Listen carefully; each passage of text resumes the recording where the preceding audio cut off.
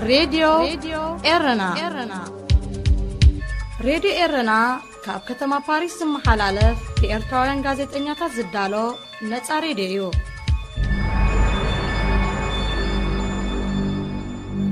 سلام زخبركم سمعتي راديو إرنا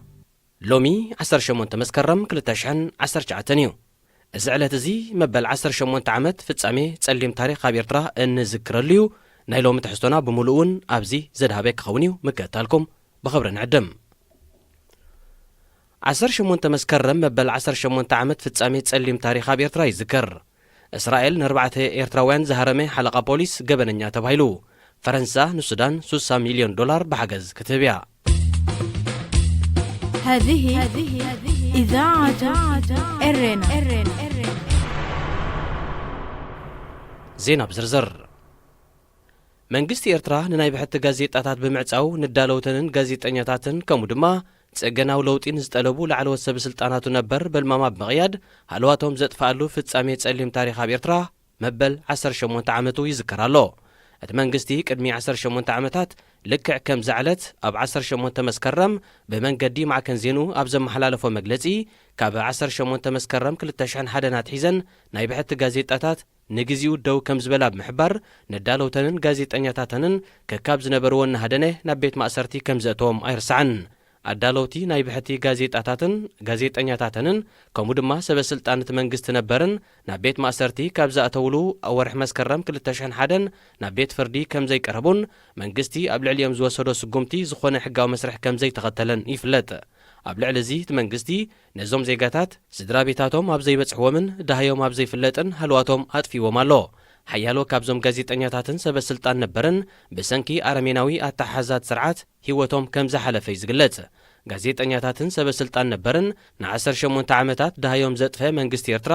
ብሰንኪቲ ኣብ ልዕሊ ዜጋታቱ ዝፍጽሞ ዘሎ ኣረሜናዊ ተግባራት ቅድሚኡ ዝነበሩ ናይ መግዛእት ስርዓታት ዘይፈጸምዎ ምዃኑ ዘተሓሳሰቡ ሓያሎ ኤርትራውያን 18 መስከረም ዝኽሪ ፍጻሜ ጸሊም ታሪኽ ስርዓት ህግደፍ ኮይና ብወለዶታት ክትዝከር ለብዋታት ኣመሓላሊፎም ድሕርዚ ተስፋ ዴሞክራሲ ዘጸልመተን ምጋስ መሰል ዜጋታት ዘጋደን ናይ 18 መስከረም ፍጻሜ ጸሊም ታሪኽ ኣብ ኤርትራ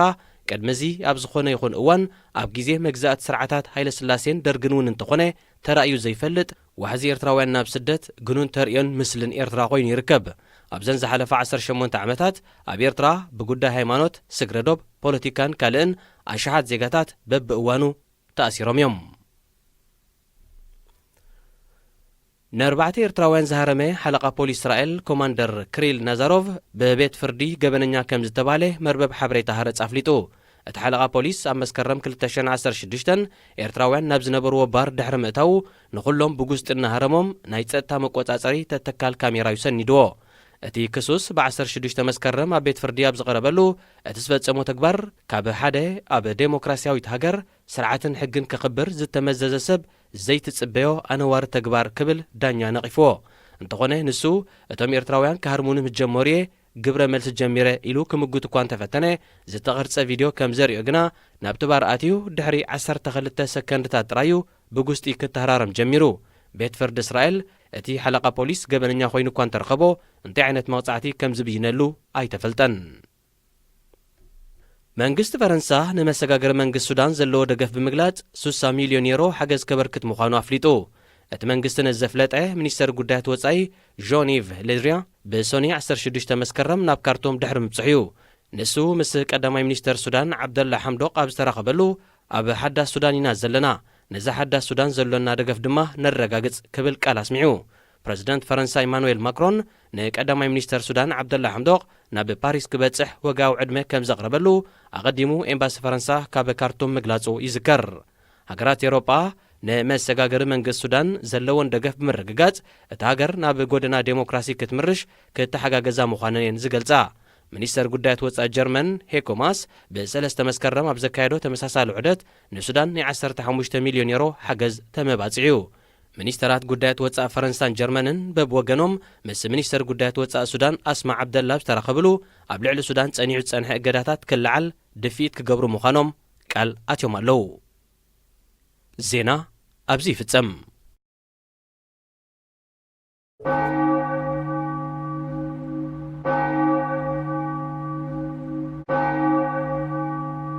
ጋዜጣታት ብሕቲ ሕጊ ሃገርን ሕጊ ፕረስን ብምትፈራረምን ብሕጊ ንኽሰርሓን ዝተዋህበን ተደጋጋሚ መዘኻኸርን ዕድልን ብምንጻገን ካብ ሎሚ 18 መስከረም 2001 ጀሚረን ንግዚኡ ደው ንኽብላ መንግስቲ ኤርትራ ወሲኑላ።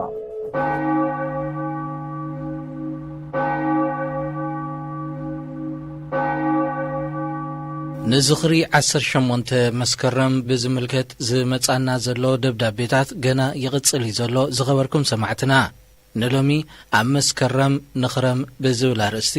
ትምኒት መዋዕል ዝለኣኸቶ ጽሑፍ ከነቕርበልኩም ኢና። ሰናይ ምክትታል።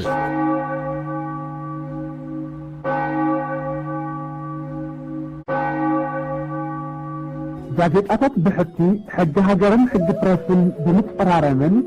ብሕጊ ንኽሰርሓን ዝተዋህበን ተደጋጋሚ መዘኻኸርን ዕድልን ብምንጻገን ካብ ሎሚ 18 መስከረም 2001 ጀሚረን ንግዚኡ ደው ንኽብላ መንግስቲ ኤርትራ ወሲኑላ።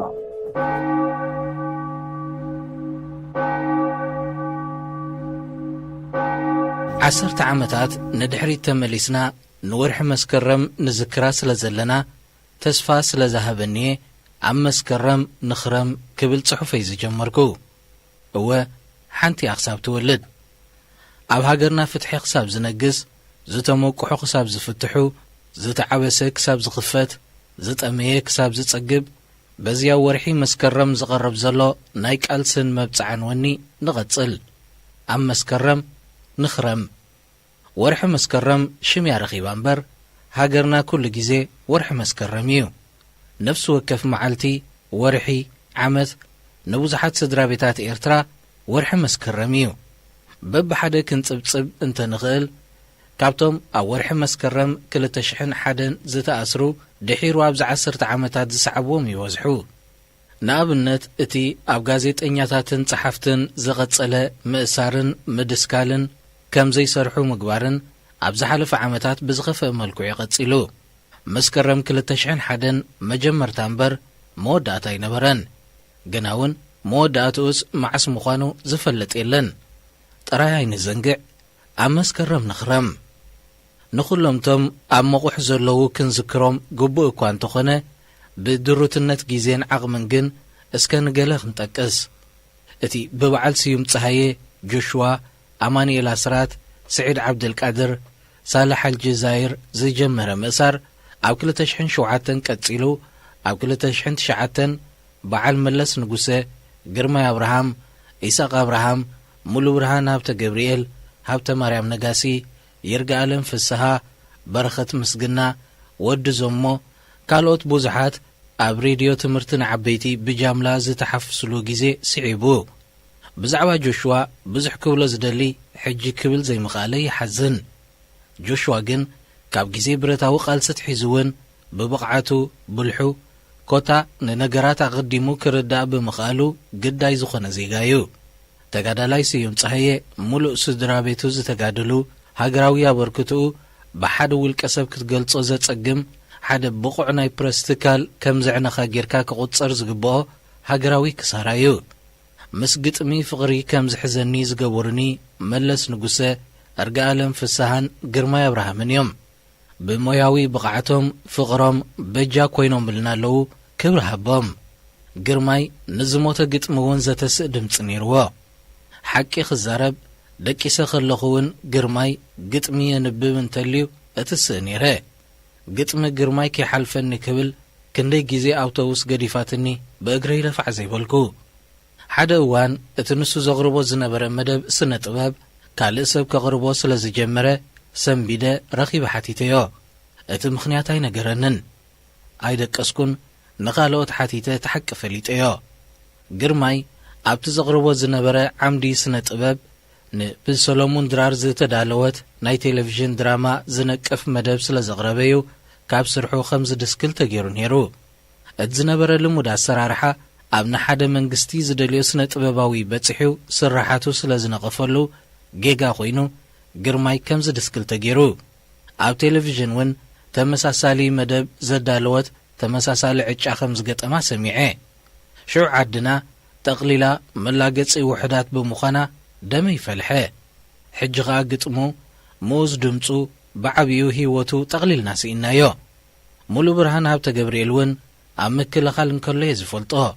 منستر زينا عمتات كولا ليلو إيدن أجرن تساليميو يدلي نايلو نابهم سحيبوه عرك متحفن من شفلتاتن سلزقونه نغازيتا حداس إرترا هيوت زري الله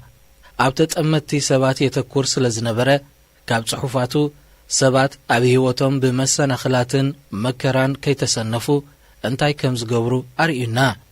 أنا غازيتا أزغزالو زنبركو نايمول أبرهان صحف كنببي لينيره كي تصحفه مسدونغي تأمينا دونغي خاناي لدوللو نيره غازيت أنيا إيساق أبراهام بزيكاتي لمودا بركتو بزدالو وازاتاتن نتي عاتسيق مدبات منيستر زينا مدب بستا خوينو ونيرو ملس نقوسة من مخوانو كابتا زحاتما متحفو كنغمتن خيلينا بكا سبيو ناي بحق سنت بباو سب سيفيل زتخدنو كأسرو كموتسون كلو عبز ترقاقه ناي سرح كونتات كوينو اي لبو اي قلبو اتو إلو كتا أنا قدوم كمز جمرن دبولا كمز ودقون مسمعخو تنفس حتيرني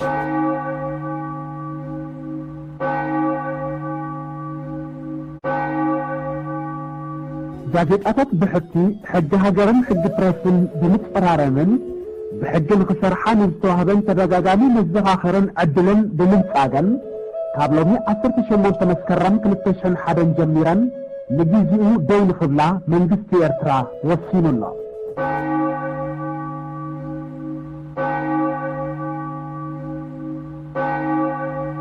ሓደ ካብዞም ዝጠቐስክዎም ሰባት ቅድሚ ምእሳሩ ምስ ብዙሓት መሳርሕቱ ረኺበዮ ንበይነይ ፈልዩ ካብ ትሕቲ ጅብኡ ውፅዩ እንክዛ መጽሓፍ ክጽሕፋን ከለኹ ንደቂ ክዝክር ነይረ ኢልኒ ስለምንታይ ካብ መሳርሕቱ ሓቢኡ ከም ዝሃበኒ ሓቲተዮ ኣብዚ ገዛ ሰኺርካ ስራሕ እንተኣቲኻ ሓንቲ ይብሉኻን እዮም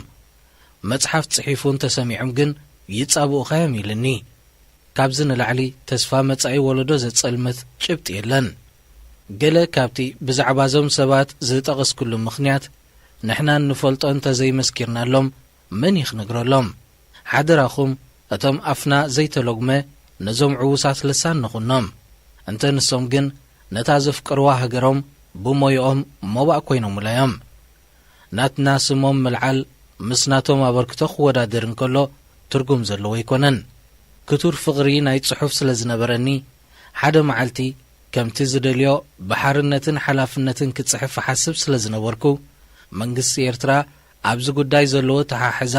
ካብ ፈለማ ብዕቱብ እከታተሎ ነይረ ብዕለት 8 ወርሒ 1196 ዓመተ ምህረት ሚኒስተር ዜና ዝነበረ ገዲም ተጋዳላይ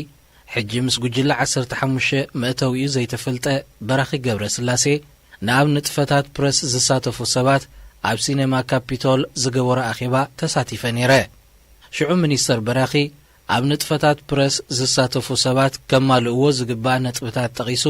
ኣብ ዋንነት ፕረስ ዝሳተፍ ኤርትራዊ ጥራይ ምዃኑ ገለጸልና ካብ ተሳተፍቲ ኸኣ ብዙሕ ሕቶታት ሰዓበ መብዝሕትኡ ብዛዕባ እቲ ሕጋዊ ቅጥዕታት ዝነበረ ሕፅረት ዓቕሚ መሰል ሕትመት ክብሪ ሕትመትን ግብርን ኣብ መንጎ ብሃይማኖታዊ ትካላት ዝግበር ሕትመትን ናይ ብሕትን ዘሎ ፍልሊ ብዛዕባ ማሕበር ጋዜጠኛታት ዝምልከት እዩ ነይሩ ሓንቲ ካብተን ናይ ሽዑ ሕቶታት ክሳብ ሎም ዝክራ እታ ሕቶ መን ከም ዝሓተታ ይዝክሮን እየ ምናልባት ካብዞም ተኣሲሮም ዘለዉ ጋዜጠኛታት ዶ ይኸውን ሓቲትዋ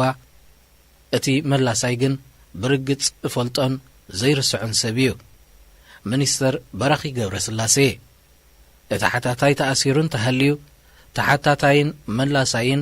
ክልቲኦም ብሓባር ኣብ ማሕቡስ ኣለዉ ማለት እዩ ዝገርም ወይ ዘይንውር ኣጋጣሚ እዩ ናብ ታሕቶ ንመለስ ሓታታይ ጋዜጠኛ ወይ ጸሓፋይ ሓደ ጸሓፋይ ብዝገበሮ ጌጋ እቲ ጋዜጣን ሕትመትን ኣብ ገበንን መቕጻዕትን ካብ ዝወድቕ ኣቐዲምካ ሰንሰርሽፕ ዶ ይመሓሸን ዝብል እዩ ነይሩ ሕትኡ ኣብ ኖት ጽሒፈያ ስለ ዝነበርኩ ሕጅና ክርያ እቲ ሓታታይ ነዚ ድሒሩ ዝሰዓበ ኩነታት ተራእይዎ ድዩ ከምኡ ኢሉ ዝሓተተ ኢላ ሓስብ ሓቂ እዩ ጽሑፍ ኣሻማዊ ትርጉም እዩ ዘለዎ ከም ዓቕሞምን ከም ዝደለይዎን ገይሮም ከንብብዎን ክትርጉምዎን ይኽእሉ እዮም ኣነ ግን ሽዑ ከምቲ ናይቲ ሓተታይ ዝተሰምዖ ስክፍታ ኣይተሰማዓንን ነይሩ። መልሲ ሚኒስተር በራኺ ኸዓ እዚ ስዕብ ነበረ። ሰንሰርሺፕ መባእታ መሰል ሰብ ምግሃስ እዩ፣ እምነትና ኣብ ህዝቢ እዩ ብምባል ኣብ ነጻ ኤርትራ ሰንሰርሺፕ ኣድላይ ከም ዘይኮነን ሓላፍነታዊ ናይ ፕረስ ስራሕ ከም ዝስራሕ ልዑል እምነት ከም ዘለዎ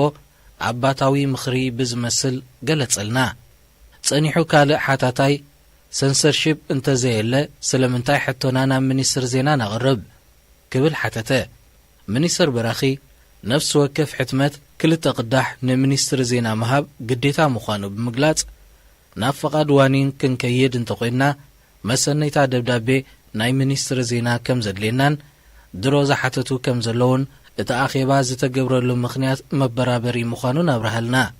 ጋዜጣ ኣዋጃት ኤርትራ ክንውከስ ከም ዘለና ምስ ሓበረና ድማ ሚኒስትር ዜና እቲ ቅዳሓት ርእዩ ብምኽርን ሓበሬታን ከም ዝተሓጋገዝን ማሕበር ጋዜጠኛታት ክቐውም ግቡእ ስለ ዝኾነ ልዑል ጻዕሪ ይካየደሉ ከም ዘሎን ነጊሩና። ሽዑ ኣነ ብልዑል ተስፋይ ካብቲ ኣዳራሽ ወፅየ። ዕለቱ ደኣ ብልክዕ ኣይዝክሮን እምበር ብድሕሪኡ ሓለፍቲ መንግስቲ ኣብ ዝተኣከቡሉ ኣጋጣሚ ገዲም መራሕን ተጋዳላይን ሮሞዳን መሐመድ ኑር ንሕጊ ፕረስ ዝምልከት ክትዕ ተላዒሉ ስለምንታይና ነጻ ፕረስ እናበልና ሬስትሪክሽን ነብዛሓሉ ነጻ ማለት ነጻ እዩ ስለ ዝበለ ዝድግፎ እምበር ዝቃወሞ ይሰማዕኩን። በቃ ሽዑ ኣብ ኤርትራ ሓሳብካ ብናጻ ምግላጽ መንግስቲ ብመትከል ይኣምነሉ ኢለ ሕጉስ ኢለ ንመጻኢ ኣብቲ ሞያ ዝህልወኒ ኣበርክቶ ክትልም ጀመርኩ። ኣይተጋገኹን እቶም ብናጻ ሓሳቦም ዝህቡ ዝነበሩ ሰባት ወይ ሰበ ስልጣናት እምነቶም ከምኡ ምንባሩ ኣምን። ሕጂ እውን እንተኾነ ሓደ ሰብ ወይ ጉጅለ እምበር ካልእ ንናጽነት ፕረስ ንሞት ክፍረድ ዝድግፍ ሰብ ኣብ ኤርትራ ዘሎ ይመስለንን። ኣብቲ ዝቐጸለ ግዜያት ኣነ እቲ ዕድል ኣይረኸብክዎን። ብዙሓት ከምቲ ናተይ ተስፋ ዝሓድሮም ጻዕረኛታት ውፍያት ሰብ ሰናይ ራእይ ግን ናይ ብሕቲ ጋዜጣ ጀሚሮም ግርም መተንፈሲ ረኺብና። ዘሕትት ስራሕ እንተሰሪሖም ክሕተቱ ምዃኖም ስለ ዝፈለጡ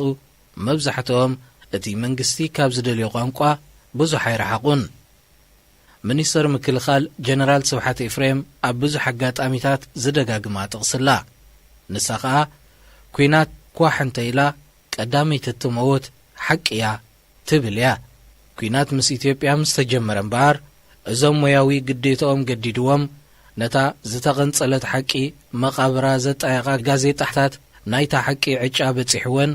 ምስኣ ሓቢረን ንሞት ተፈሪደን። ኣዳለውተን ድማ ነቶም ሃገር ናብ ጥፍኣት ተምርሕ ከም ዘላ ተረዲኦም ብጋህዲ ዝተቃወሙ ላዕለዎት ሰበስልጣን መንግስቲ ስዒቦም እነሆ 10 ዓመታት መእተዊኦም ኣይተፈልጠን ገሊኦም ሞይቶም ይበሃል። እዞም ኣበይ ከም ዘለዉ ዘይፍለጡ ወይ እውን ብሕሱም ኣተሓሕዛ ኣብ ጎዳጉዲ ዝበልዩ ዘለዉ ጋዜጠኛታት እቶም ኣብ ሲነማ ካፒቶል ሚኒስተር በራኺ ብዝሃቦም ሓበሬታ ዝኣመኑን ንኤርትራ ገለ ዘበርከቱ መሲልዎም ዝተበገሱን እዮም እምበር ካብቲ ሞያ መኽሰብ ዘይሕሰብ እዩ ነይሩ። እቲ ኣብ መስከረም 2001 ዝወፀ ናጻ ፕረስ ናይ ምእሳር ወይ እውን ናይ ምቕታል ኣዋጅ ክእወጅ እንከሎ ሚኒስተር በራኺ እውን ይእሰርን ኣሓቅቕን ስለ ዝነበረ እቲ ናይ መንግስቲ ኤርትራ እምነት ዝመሰለን ንመሰል ናጻ ፕረስ ምስኦም ምስቶም ደለይቲ ለውጢ ተጣበቕቲ ዴሞክራሲ ሰብ መብፅዓ ሰብ ሕድሪ ዝኾኑ ፍትሓውያን ሰባት ሓቢርና ንቐብሮ ንቐብጾ ስለ ዝነበርና መሪር ናይ ሓዘን ጊዜያት ሓሊፉ። ሓቂ ክዛረብ ግን እዚ ሕሱም ጊዜ ካብ ዋርሕ እንተነውሐ ዓመት 2 ዓመት ዝሓልፍ ኣይመሰለንን። እዞም ጉዳያት እውን ንኽንድዚ ዓመታት ዝምቁሑ መሲልዎም ዶ ነይሩኸውን? 10 ዓመታት ህዝቢ ኤርትራ 10 ዓመታት መብራህቲ ኣብ ዘይብሉ ጸላም ገዛ ተቐሚጡ። ህዝቢ ኤርትራ 10 ዓመታት ኣፉ ብጨርቂ ወይ ፕላስተር ተዓቢሱ። 10 ዓመታት ኣብ እግሩ መቑሕ ተነቢሩሉ። 10 ዓመታት ኣብ ትሕቲ ዒም ዝበለ ይተሓጎም ኣገዛዝኣ ወዲቑ። ሎሚ ቶም ኣብ ቴስዓታት ብዛዕባ ናጻ ፕረስ ዝካትዑ ዝነበሩ ሰበስልጣን መንግስቲ እትረፍ ክማጎትሉ ሽሙ እውን ኣይዝክርዎን እዮም። ኣብ ስልጣን እንተሃልዮም ድማ ብዛዕባ እቲ ዝብልዎ ዝነበሩ ከይሓልሙ እውን ይፈርሁ ይህልዉ። ከምዚ ይበሉ ሓደ ሰብ ወይ ጉጅለ እሕሕ ዝብሎን ተስኢኑ መጻኢ ዕድል ሙሉእ ህዝብን ሃገርን ኣብ ታኺላ ዝሸምም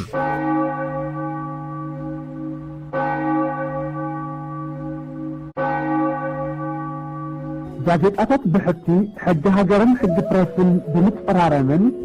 ብሕጊ ንኽሰርሓን ዝተዋህበን ተደጋጋሚ መዘኻኸርን ዕድልን ብምንጻገን ካብ ሎሚ 18 መስከረም 2001 ጀሚረን ንግዚኡ ደው ንኽብላ መንግስቲ ኤርትራ ወሲኑ ኣሎ።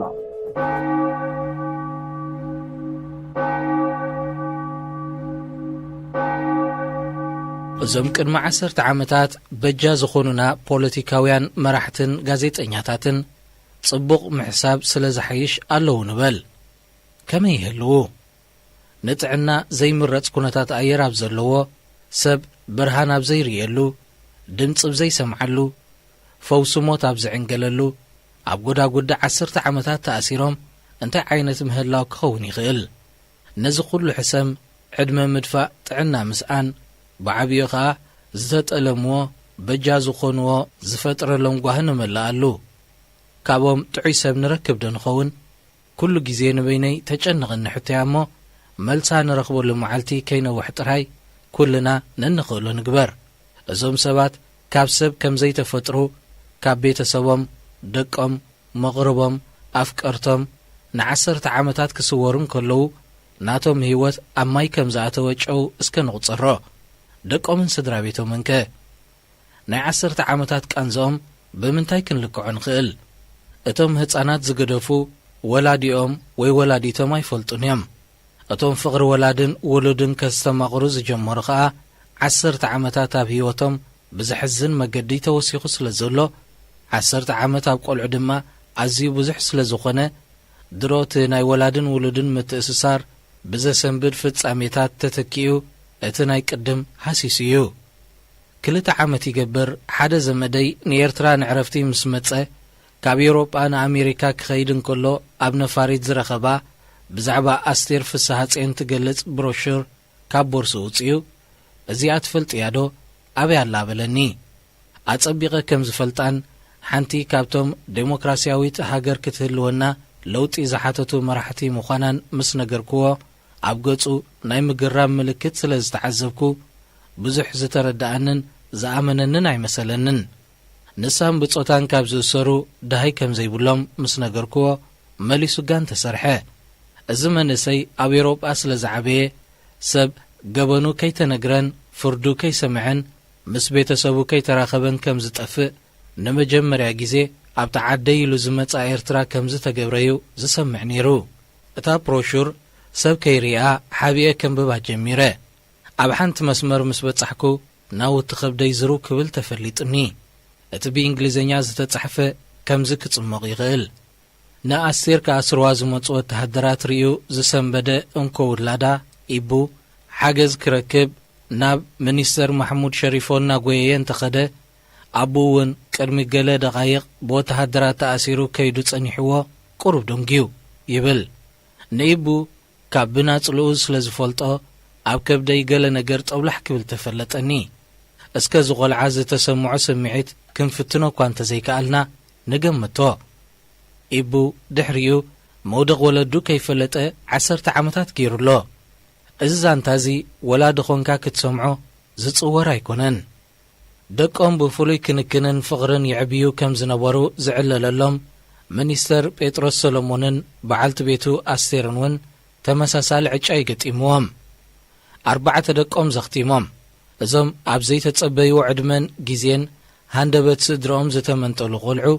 እንታይ ይብሉ ኾኑ ኩሉ ጊዜ እናኽዝክሮም ስለ ዘጨንቐኒ ንሓንቲ ኣባልተ ስድራ ሓቲተያ ስቕ ምስ በሉ ኣይዛረቡን እዮም ኣይዕልልዎምን እዮም ምስ በለትኒ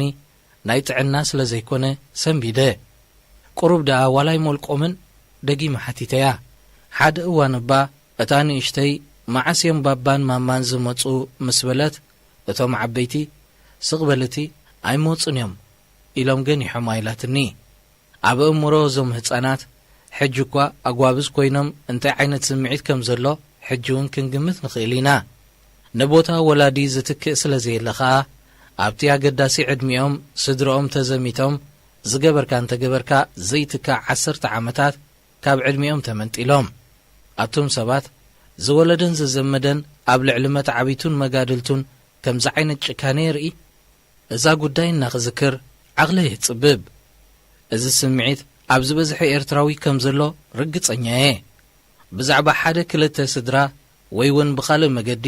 ብዛዕባ ውሕዳት ቆልዑ ንዛረብ ንህሉ ፍትሒ እትረፍ ኣብ እኩባት ኣብ ሓደ ሰብ እንተጐዲሉ እውን ኣብ ሙሉእ ሃገር ከም ዝጠፍአ መረጋገፂ እዩ ስለዚ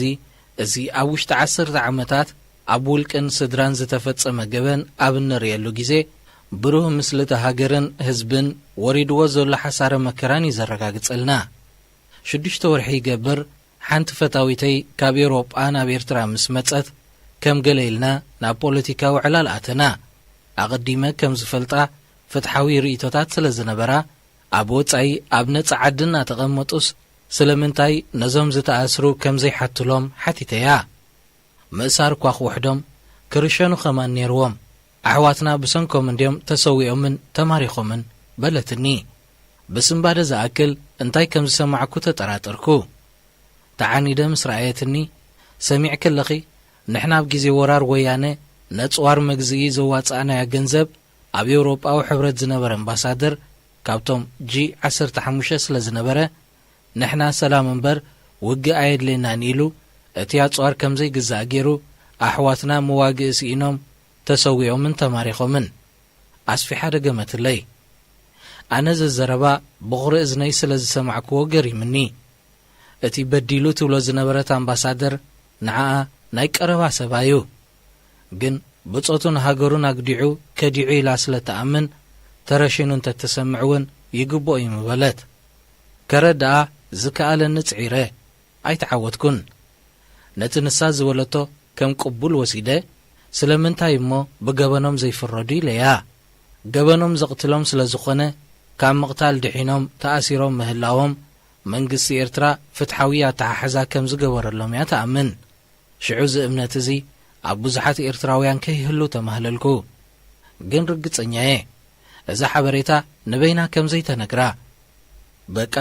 ገለ ካብቲ ጠንቂ ናይቲ ህዝቢ ስቕታ እዞም ኢዶም ኣይሰኣኑን ንብሎም ሰብ ጊዜ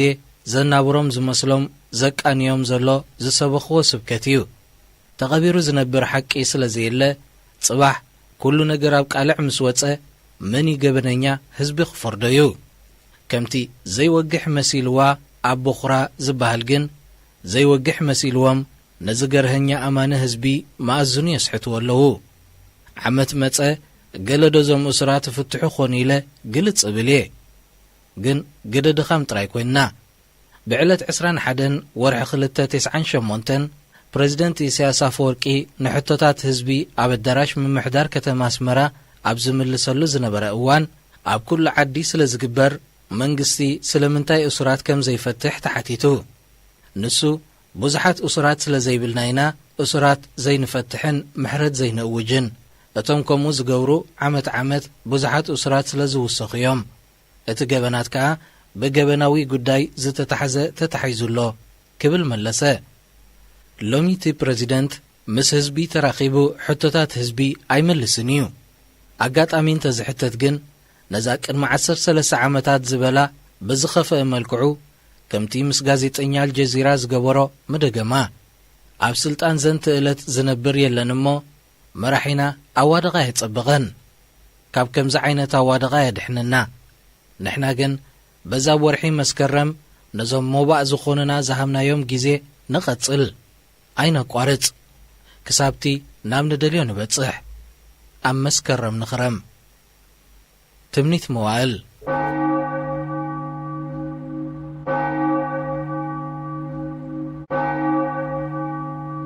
ጋዜጣታት ብሕቲ ሕጊ ሃገርን ሕጊ ፕሬስን ብምጽራረምን ብሕጊ ንኽሰርሓ ንዝተዋህበን ተደጋጋሚ መዘኻኸርን ዕድልን ብምንጻገን ካብ ሎሚ 18 መስከረም 2001 ጀሚረን ንግዚኡ ደው ንኽብላ መንግስቲ ኤርትራ ወሲኑ ኣሎ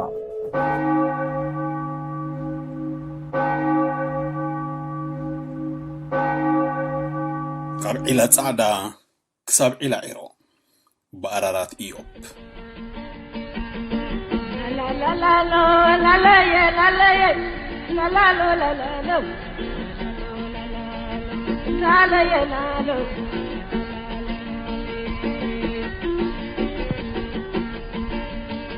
مسلاي دبل بتقرب حلمي وارد نبر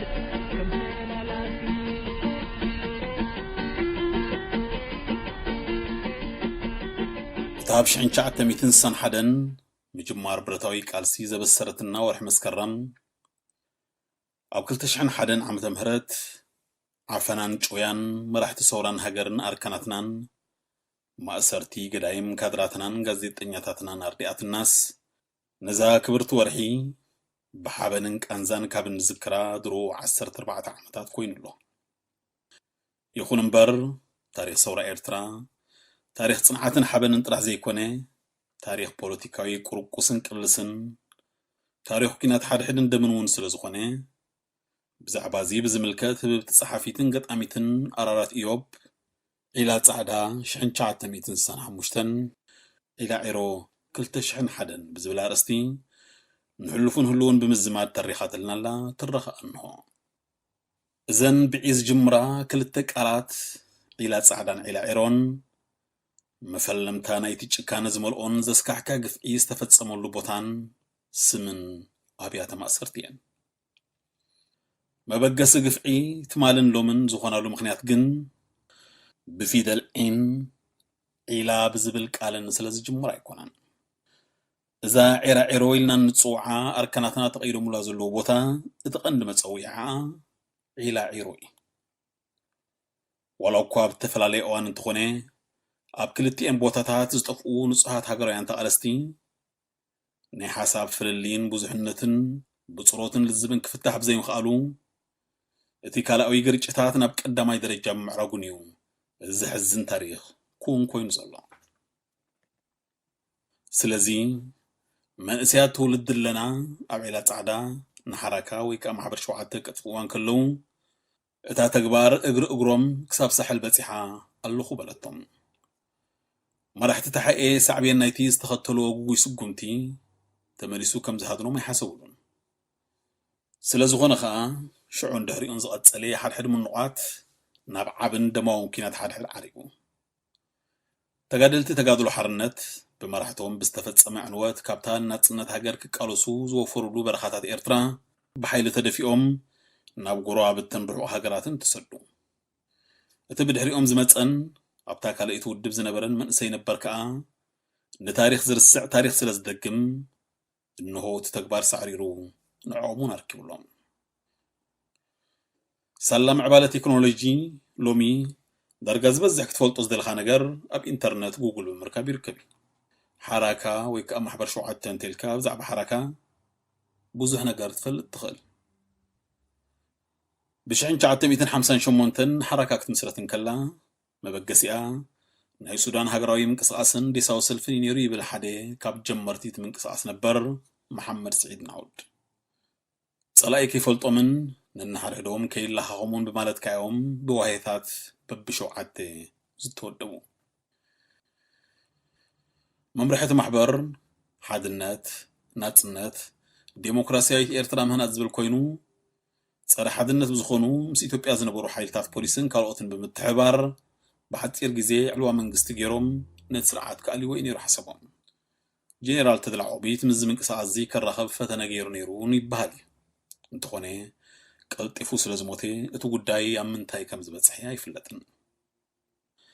ازينا علوا من قست علما بتوم مبتوانتي برتاوي قالسي كايلالو وزولو زنبرو كمناي سلاموي قاب قالسي توسيدو نيرو من قست إثيوبيا ننطفتات حركة ويك محبر شوعتي قلت يفوس لازفلطو اتمنقص استهاسيون ابلاتو دما غليوم تاثيروم غلخا هديمم እዚ ምንቅስቃስ እዚ ድሕሪኡ ናብ ብረታዊ ቃልሲ ዝኣመተ እዚ ድማ እቶም መራሕቲ ኣብ ፖርት ሱዳን ኣይፋል እናበሉ እቶም ብረት የድሊ ዝበሉ ድማ ውሳነ ስለ ዝወሰዱ 50 ዝኾኑ ጀመርቲ ተጋደልቲ ናብ ባርካ ወረዱ ሓረካ ብ1995 ናብ ብረት መሰድሃበ ኣብቲ ቦታቲ ተሓኤ ተመስሪታ ነበረት ኣቐዲሙ እዚ በሐረካት ጽዋዕ ማህበር ሸውዓተ በመሰረቱ ተሓኤ በዘይንጹር ስነ ሐሳብን ፖለቲካዊ መደብን ውድባዊ ተሐታትነት የተበጊሱ ዝበርኢቶ ነይሩ ወይ ሓደ ካብቶም ጀመርቲ ናይቲ ምንቅስቃስ ከም ዝበሎ ናይ ክልቲኡ ሓይልታት ብሓባር ክተሓናፈጹ ዝበርኢቶ ብተሓኤ ሰለስተ ነጽገ እዩ እቲ ናይ በይኑ ብረታዊ ቃልሲ ንኽጅመር ምእንቲ ናብ ባርካ ዘውረዶ ምክንያት ኣብዚ ጉዳይ እዚ ተሓኤ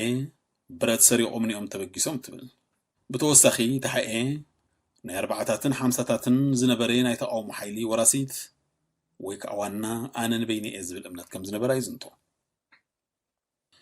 ብዝኾነ ሓረካ ንሜዳ ምስ ተበገሰት ነቲ ስጉምቲ ዝቃወም ካብ ዑስማን ሳልሕ ሳቤ ናብ መራሒ ውድብ መሐመድ ስዒድ ናሆ ተላከ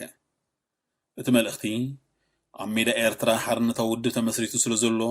ወይ ምስኡ ሕበሩ ወይ ክጠፉ ኢኹም ዝብል ከዓ ነበረ መበገሲ ናይ ስጉምቲ ድማ ላዕለዋይ መሪሕነት ተሓኤ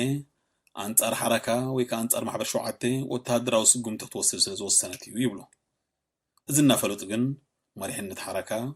ኣስታት 50 ዝኾኑ ተጋደልቲ ምስ ኢትዮጵያ ክዋግኡን ክገጥሙን ናብ ባርካ እተወቶም ብበረኻ ኣትዮም ከዓ ኣብ ዒላ ጻዕዳ ምስ በፅሑ ኣብ ወርሒ ጉንበት 1965 ብሓደ ሓይሊ ናይ ተሓኤ ተኽሲ ተኸፊትሎም 6 ከባዕታቶም ምስ ወደቑ እቶም ዝተረፉ ሃደሙ በዚ ሓፂር ስጉምቲ እዚ ከዓ ሓረካ ወይ ከዓ ማሕበር 7 ብኣካል ተደምሲሳ ብስነ ሓሳቡን እንትኾነ ኣብ ውሽጢ ይኹን ኣብ ወፃኢ ክትንሳእ ኣይከኣለትን መሐመድ ስዒድ ናውድ ተሓኤ ኣነ ጥራሕ ወካሊት ህዝቢ ኤርትራ ዝብል መርገፅን እምነትን ስለ ዝነበራ መሬት ኤርትራ ካብ ሓደ ውድብ ንላዕሊ ክትፀዋር ኣይክእልን እዩ ዝብል ኣምራን ቂላ ንኻልኦት ተቃለስቲ ሃገራውያን ቦታ ከም ዝነፈገት ይሕብር እዚ ሓይሊ ዝምበኣር ቀልጢፉ ስለ ዝተቐንፀለ ኣባላታ ድማ ወይ ናብ ተሓኤ ወይ ናብ ስደት ስለ ዘምርሑ ሓረካ ታሪክ ኮይና ተረፈት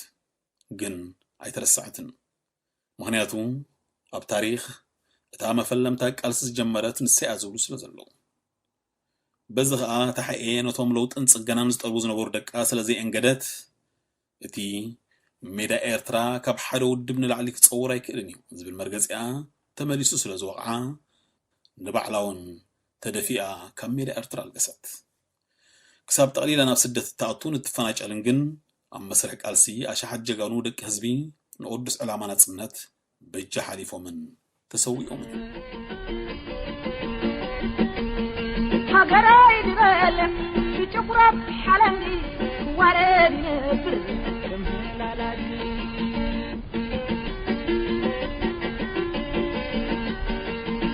لذا يفقد كل بارياته مثل المخانو كل سرحيته ابنا قافعو عادر وقدكيته محراد مقتال كوينو شعب صباحي ጉዕዞ ኢላ ዒሮ 2001 ትውልድ ለና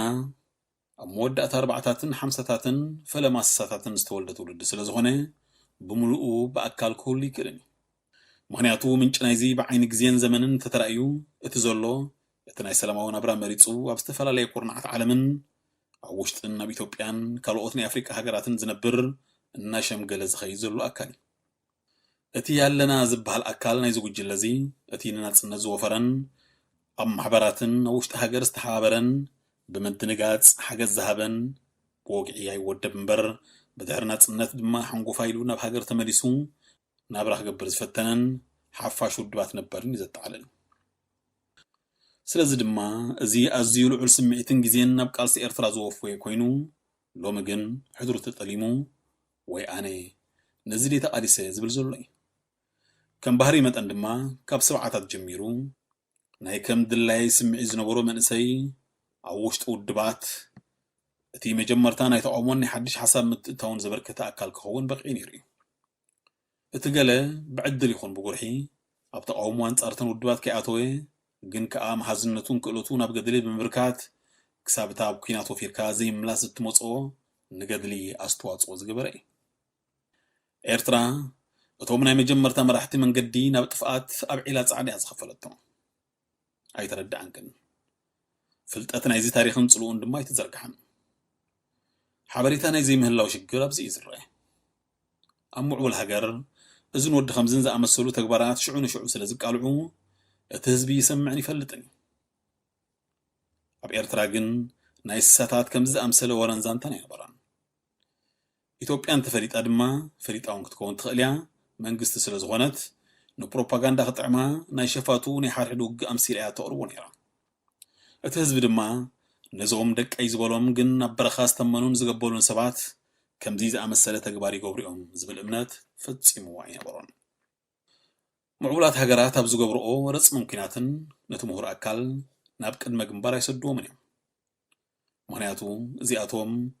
هاجر مهناتن نتوكيناتن وجأن كمرحون كعوتون زخلهم في التأثير زهلهم يعقبوهم يوم وتوم زو سنون في التأزلهم سلزغنو من انتايك جبر كم زغلي فرطون نساتهم نتوكينات زدل نجارات كسالتو 4 تكبارات قصرن زفلت سب أب قرب كابت تستحتك سبت زل على خاء كأنجدن كسرحن أبزغ البوتاتاتي وفروه كابزن لعل استمهر دما كم كلتون نترسمي كودلن أبزحت سرقوان عوات نخركبني صار زي مع بالي أبتي بماركس نتتصليون نمهران برجوان نابليز وقناصبن نبعلو نايدر باوي سقطلت كجبر زمدبه من اسي بتانا بچقونات مرح نايدي سنت طبعي كابتي زو قوللو حبرتسب تنصيلو ابناي احوات حل كينات اتيون تعويت موصي مستر حرايس تولدت زو حيل تاستغبرو قحد كاب حزب ارترا كسور يتخالن بشعن شعت 174 يكون بشعن شعت 175 درجي سلطان مسحزه نولدن عبيت عدن دقهم ملسو زبل ملخت هيبو ناب برخاتات ارترا شماغل عرقن ملسوتن لاخ زيوم حيلتات ارترا بكابي اسمرا كم زنبرو سلازفلطو كيدوم تملسو ديبلوم انتاي دا كلتي امودبات بحدا كسرحون كتعرقون باششتن مشايخن استبارخي شماغلن معدون لما انا اسمعو تو مبتوانتي باكل زنبرو يزارو يم زمن تزارب سلازخونه እዚ ዝኣመሰለ ህዝቢ እናሃለወካ ግን መንእሰይ ኣለና ብስምዒት ሰኺሩ ገለገለ ፈተነታት እኳ እንተገበረ ኣብ ናይ ብሓባር መስራሕ ሲትረፍ ነንሓድሕድ ምክፋእን ምትህራሙን ስዒቡ መፀ እቲ ክፋእ ናይቲ ሓደ ካብቲ ናይቲ ሓደ ስለ ዘያደ እምበር ኣብ ክልቲኡ ድባት ተመሳሳሊ ተግባር እዩ ነይሩ ዳሕራይ ግን እቲ ሓደ ብ1981 ፍጹም ምቁፅፃር በረኻታትን ገጠራትን ኤርትራ ኸቲሉ ብ1991 ድማ مريحون رئيس ختمات قصصر عمل مس مجنز كم زبال دهر ناصنتون يستبحلنا لون اي سمعنان اي تردأنا ننزل مهنيتا الصعب جنكي حق متالودي بتحوازن دستان فنانن بعلو تشجر كواكيو انت زي مصيو حزبي دارغاز بزح عينو كافت ايدلين توم قدياتن بيتسوون دما سمعوا من زردالو من فوتوتن مقربن سامو اتفل ليكا ናይ ቤተሰብን ተደናገጽትን ኣብ 2001 ኣይኮነን ጀሚሩን ተጋሂዶን ማእሰርቲ ጽኑዕ መቕጻዕቲ ኣብ ልዕሊ ብጉንበት 23 ዝኣደሙ ተጋድልቲ ቅትለትን ማእሰርትን ስንኩላን ኣብ ማሕበር ዝተገብረ ኣድማ ሐምሌ 1994 ማእሰርቲ 2000 ተምሃሮ ዩኒቨርሲቲ ኣዊዓ ናሓሳ 2001 ማእሰርቲ ናይ ላዕለወ ሰበስልጣን ጋዜጠኛታትን ወታደራውያን ሓለፍትን መስከረም 2001 قفان مأسرتن قتلتن نايكاو هاجراوي أقلقلو الزهدمو أبعد دعبيتو استفدسمي 2004 أب حتصير علمنا تصنت بسنكي هايمونتو أمنتوم كاب استفلالي بوتاو سيدوم استشرقون استأصلون أمنت مسلمنا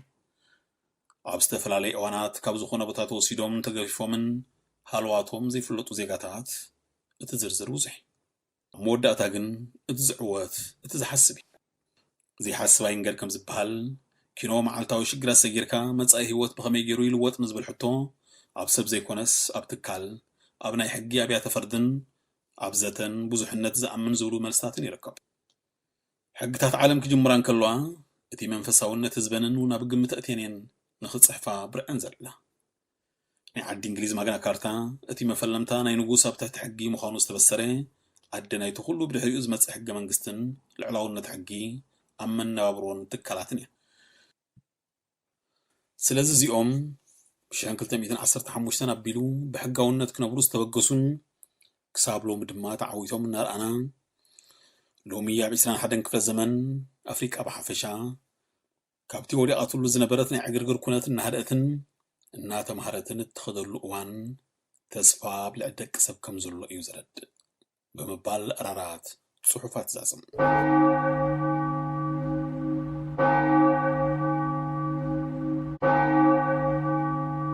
ጋዜጣታት ብሕቲ ሕጊ ሃገርን ሕጊ ፕረስን ብምፅራረምን ብሕጊ ንክሰርሓን ዝተዋህበን ተደጋጋሚ መዘኻኸርን ዕድልን ብምንፃገን ካብ ሎሚ 18 መስከረም 2001 ጀሚረን ንግዚኡ ደው ንኽብላ መንግስቲ ኤርትራ ወሲኑ ኣሎ